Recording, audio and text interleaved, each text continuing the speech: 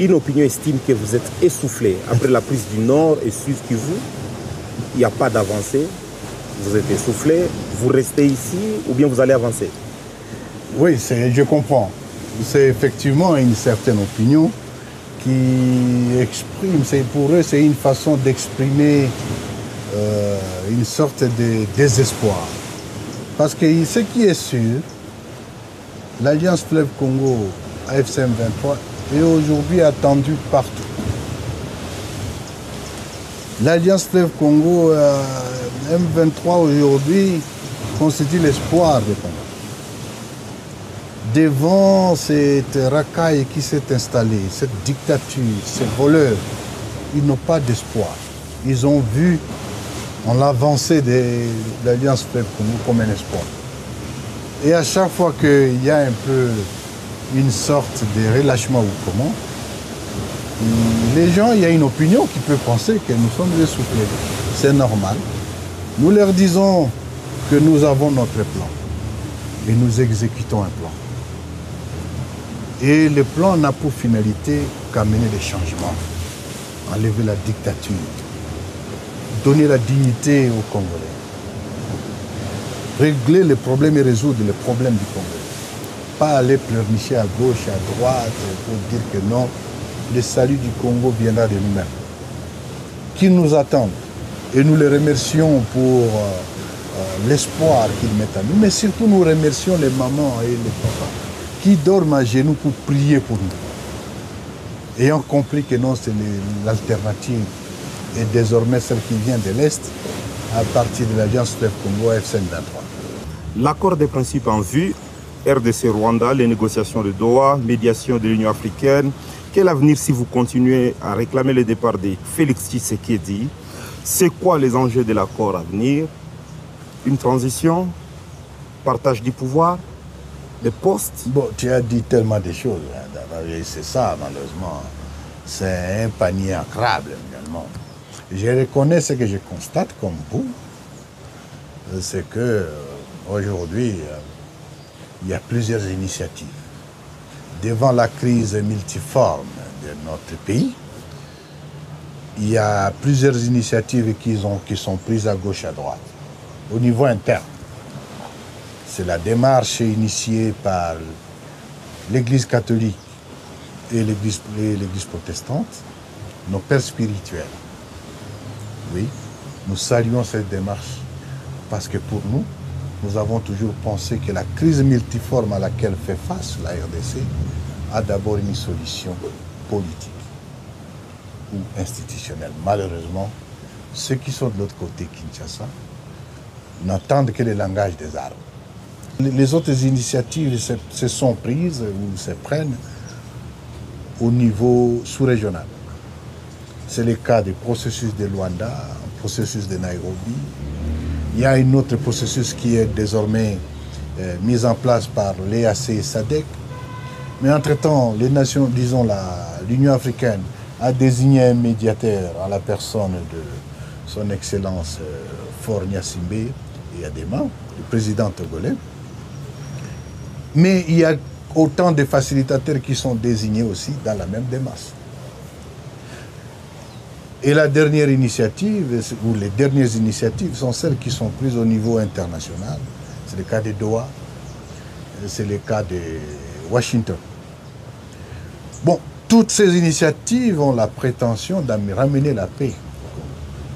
La question peut-être s'est posée de savoir, du fait qu'elles se juxtaposent par moment, et elles apparaissent des fois comme une cacophonie qui se contredisent ou comment.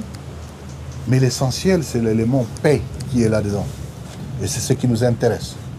Parce que nous avons toujours dit, nous à l'AFC M23, nous avons toujours dit, nous pensons que la solution peut être, elle doit être politique. Et pour cela, il y a la bonne foi que nous avons toujours présentée. Partout où on nous invite, nous sommes présents. Et nous donnons les actes de bonne foi. Est-ce que nous sommes là pour les postes? Non. Quel poste est-ce que M. Tshisekedi peut donner à qui? Et en vertu de quoi il n'est pas légitime? Nous ne le reconnaissons pas comme président. Il n'a jamais gagné aucune élection. Et aujourd'hui, nous allons nous disputer des postes avec lui. Non. Il y a des problèmes de fond. Il faut régler la crise congolaise, le problème de la crise congolaise qui est multiforme. Mais il faut surtout examiner les causes profondes de cette crise pour qu'une fois pour toutes, qu'on soit plus ou moins à mesure de dire que non, ceci ne reviendra plus jamais. D'accord. Alors, à quand la réouverture de l'aéroport de Goma? La réouverture de l'aéroport de Goma est tributaire de plusieurs facteurs. D'abord, ce qu'il faut savoir qu'avant leur départ, sur ordre de M. Chilombo, la tour de contrôle de l'aéroport a été détruite, pillée même. Et certains chars de FARDC et des forces de SAMI avaient créé et circulé sur la piste. Mais surtout, il y a beaucoup d'éléments, d'objets explosifs qui sont encore là. C'est-à-dire que le préalable pour penser à l'ouverture de l'aéroport, c'était d'abord l'évacuation aussi de toutes ces troupes qui étaient là, les FARDC qui étaient là, dans les bases de la MONUSCO. C'est en cours. Après cela, une étude sera faite. Et nous ferons donc cette étude technique pour voir comment ça devrait le faire. Mais s'il y a quelqu'un ou s'il y a des gens qui sont le plus demandeurs de l'ouverture de l'aéroport, c'est d'abord l'Alliance Fleuve Congo. Quel lien que vous avez entre l'ancien, vous, l'AFC, vous avez avec l'ancien président de la République démocratique du Congo, Joseph Kabila? Est-ce que parce que le gouvernement congolais l'accuse des concepteurs, coordonnateurs, initiateurs même de votre mouvement? Bon, ce qu'il accuse, allez demander à ceux-là. Oui. Quel est le lien que vous avez? Quel est le lien que nous avons? Monsieur, son Excellence, Monsieur Joseph Kabila Kabange, est l'ancien président de la République démocratique du Congo. Il a un statut constitutionnel. Il est en même temps un sénateur à vie. Ce que j'ai toujours regretté, c'est que bon, nul n'est prophète chez soi. Dans d'autres cieux, c'est une ressource, un monsieur comme celui-là. Je vois comment les gens se précipitent pour chercher les anciens chefs d'État partout pour venir aider le problème à la crise congolaise. Ça m'étonne, parce que vous en avez un qui connaît d'ailleurs mieux le problème et qui peut aider à cela. Mais on a choisi, M. Chilombo a choisi de les jeter dehors, l'accusant à qui veut l'attendre, devant qui veut l'attendre, qu'il est ceci ou cela. Quel rapport moi j'ai avec lui, personnellement? Moi j'ai travaillé avec M. Joseph Kabila comme chef de l'État et moi comme l'animateur de l'une des institutions, et pas n'importe laquelle. Oui, l'enseignant. L'une des institutions la plus sensible. J'ai apprécié la façon dont il travaille, j'ai apprécié la rigueur, j'ai apprécié surtout la lucidité et la sagesse. Je garde des rapports professionnels avec lui. Maintenant, il va venir, éventuellement, j'ai appris qu'il serait en route pour venir à Goma. Non, mais on avait annoncé les médias. Non, est-ce que je peux vous répondre? Oui. J'ai appris qu'il venait à Goma. Nous, et pour nous, il sera le bienvenu. Il n'est pas encore arrivé. Ça, c'est un fait. Mais entre-temps, les agités de Kinshasa se sont précipités pour prendre des décisions pour ceci. C'est un indicateur.